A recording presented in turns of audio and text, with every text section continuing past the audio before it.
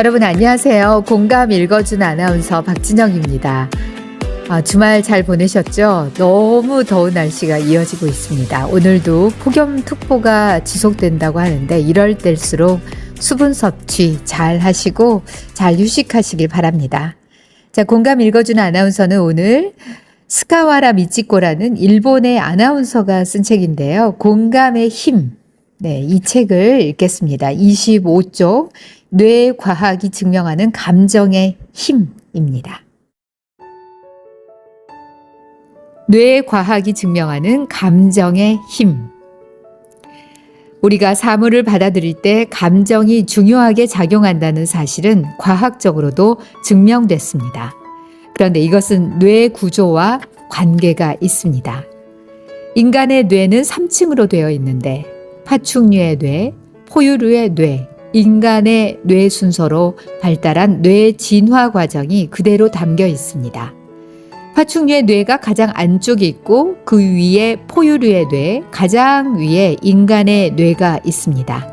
파충류의 뇌는 뇌간 시상하부라 불리는 부위에 해당하는데 호흡과 심박동, 혈압 조절 등 생명을 유지하는 데 꼭 필요한 일을 합니다. 포유류의 뇌는 대뇌 변형계라 불리는 부위에 해당합니다. 좋다, 싫다 등처럼 원시적인 감정을 컨트롤하는 편도체와 기억을 컨트롤하는 해마가 포함됩니다.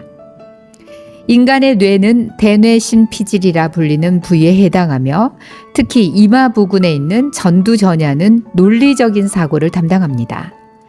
다시 말하면 파충류의 뇌는 생존을 위한 뇌, 포유류의 뇌는 느끼는 뇌, 인간의 뇌는 사고하는 뇌라고 할 수 있습니다. 이러한 뇌 구조를 알면 우리가 사물을 판단할 때 뇌가 어떤 순서로 반응하는지 알 수 있습니다.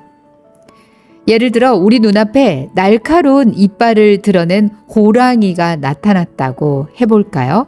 이때 우리는 어떤 반응을 보일까요? 우리는 누구나 호랑이의 습격을 당하면 목숨이 위험할 수도 있다는 사실을 기억하고 있습니다. 이 기억을 바탕으로 우리는 호랑이를 보자마자 순간적으로 싫다 또는 안 돼 라는 감정에 휩싸여 호랑이로부터 도망치려 할 것입니다. 그렇다면 논리적으로 판단을 내릴 수는 없는 걸까요? 사실 호랑이와 맞닥뜨린 급박한 순간에 논리적으로 판단을 내리기는 쉽지 않습니다. 그렇게 하기에는 시간이 촉박하기 때문입니다. 예를 들어 눈앞에 나타나는 것은 호랑이다. 호랑이는 위험한 동물이다.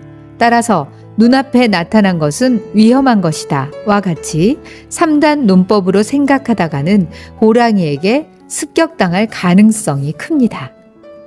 결국 인간이 살아남기 위해서는 감정이 가장 먼저 작용한다고 볼 수 있습니다. 이것은 실제 뇌 작용과도 관련이 있습니다. 어떤 사물을 접할 때 뇌 안에서는 신경세포가 활성화되면서 전위가 발생합니다.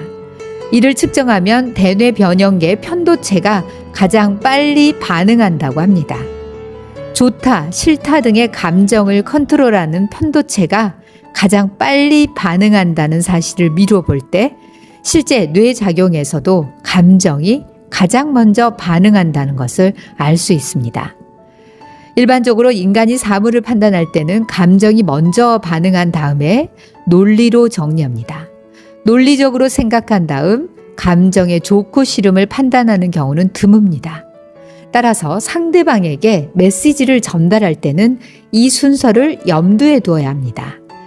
물론 이 순서를 항상 생각하면서 행동하는 것은 쉽지 않습니다. 그러나 상대방이 안 돼 라고 감정적으로 받아들인 후에는 아무리 논리정연하게 말해도 상대를 설득하기 힘들다는 사실을 잊지 말아야 합니다. 네, 여러분 들어주셔서 감사합니다. 감정의 힘 느껴보는 시간이었습니다. 고맙습니다.